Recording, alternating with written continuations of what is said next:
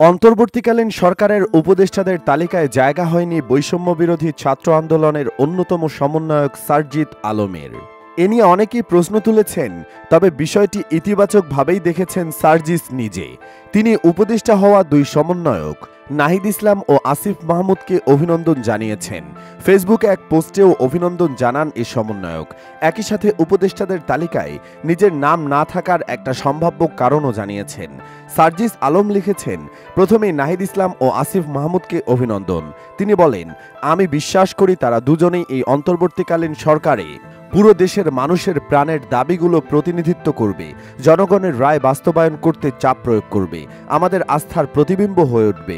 তিনি উল্লেখ করেন, ২০২৪ সালের এই অভ্যুত্থানের অন্যতম বড় অর্জন বাংলাদেশের মানুষ তরুণ প্রজন্মকে নেতৃত্বে দেখতে চায়, দেশ গঠনের সামনের সারিতে প্রত্যাশা করে। সার্জিস লিখেছেন, এই তরুণদের মধ্যে কেউ অন্তর্বর্তীকালীন সরকারে থাকবে, কেউ রাজপথে থাকবে, কেউ শিক্ষা প্রতিষ্ঠানগুলোর নেতৃত্বে এসে নতুন করে ক্যাম্পাসগুলোকে ঢেলে সাজাবে, আবার কেউ হয়তো সংসদে দেশের মানুষের প্রতিনিধিত্ব করবে। ক্যাম্পাসে ছাত্র সংসদ অথবা জাতীয় সংসদ নির্বাচনের ইঙ্গিত দিয়ে তিনি লিখেছেন, দেশের মানুষ যদি চায়, নিশ্চয়ই ভবিষ্যতে কোনো একটি ক্ষেত্র দেখা হবে ইনশাআল্লাহ। একই স্ট্যাটাসে সার্জিদ উপদেষ্টা না হওয়া নিয়েও মুখ খুলেছেন, তবে সেটা সরাসরি নয়।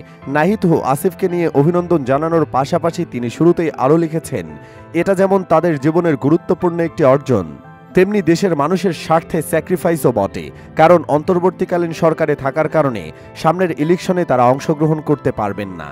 এখানে একটা বিষয় ইঙ্গিত করে, হতে পারে সার্জিদরা দ্রুতই কোনো রাজনৈতিক দল ঘোষণা করবে এবং পরবর্তী নির্বাচনে তারা অংশগ্রহণও করতে পারেন, আর সেখানে সার্জিদের বেশ বড় কোনো পদ এবং দায়িত্ব থাকতে পারে। এ নিয়ে দ্বিধা নেই। হতে পারে নাহিদ সার্জিদরা নিজেদের মধ্যে আলোচনা করেই এই ডিসিশন নিয়েছে, তাই না জেনে অহেতুক কাদা ছড়াছড়ি না করাই উত্তম। সুপ্রিয় দর্শক, আপনি কি বলেন? তারা তো আলোচনা করেই ডিসিশন নিয়েছে, তাই তাদের নিয়ে কামড়াকামড়ি বন্ধ করা উচিত নয় কি? কমেন্টে জানাতে পারেন মতামত, আর অবশ্যই ভিডিওটি লাইক ও শেয়ার করুন। ধন্যবাদ।